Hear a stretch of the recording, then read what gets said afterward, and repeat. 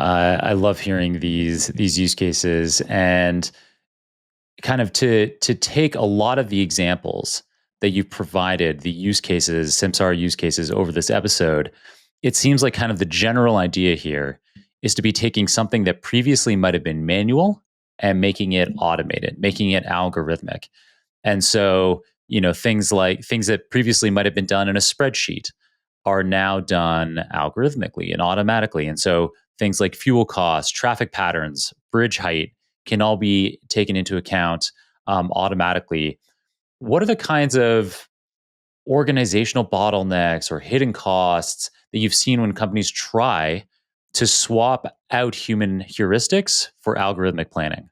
Well, that's a good question. I actually came across one very recently, just like a couple of months ago, right? So I know I described this problem around the traveling sales plan plus like the VRP for like route planning, right?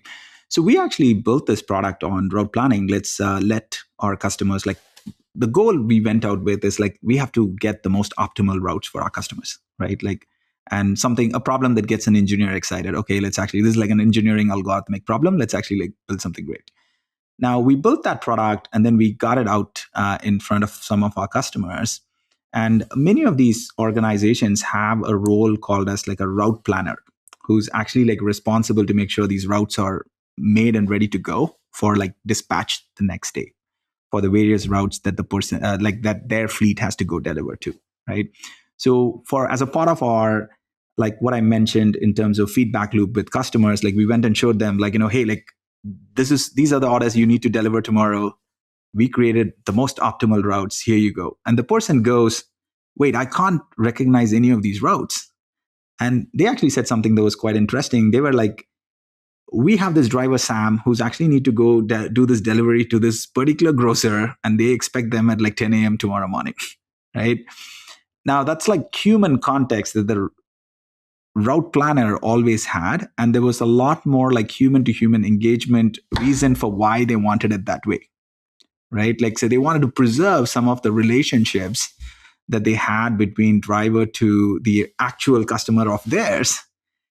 And like, we just lost all of that because we were just thinking of this from like, it's an engineering problem. Let's build the most optimal routes. So what we decided to do was like build an iteration from there of this product where we realized, hey, we have to meet the customers where they are. Like, and one of the challenges is going to be, it's not like everybody's looking for like just like complete pure automation on the other side to get to like, something that would ultimately be like replace the human, get the system to do everything.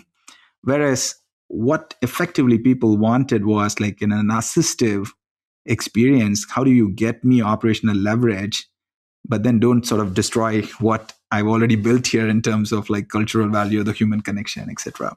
So what we ended up doing was, again, took the same technology that we built, but then adapted it to say, like, we'll actually, instead of giving you magical routes, we'll actually take in your current routes and we will work to iterate from there. We'll give you suggestions based upon your current inefficiencies we identify.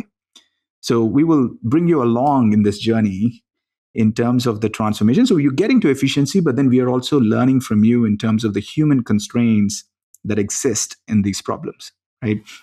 So this is a very interesting learning for me, like, which also like kind of resonated where like I was like, okay, like I always wonder of this world where like, should we have route planners? Like what would we do to actually like, take pretty much most of the work and automate it? But then it gave me perspective to say like, what we really need to be building today is like assistive intelligence, which people can leverage because there's the human component, which is incredibly valuable for people in business and like running successful companies.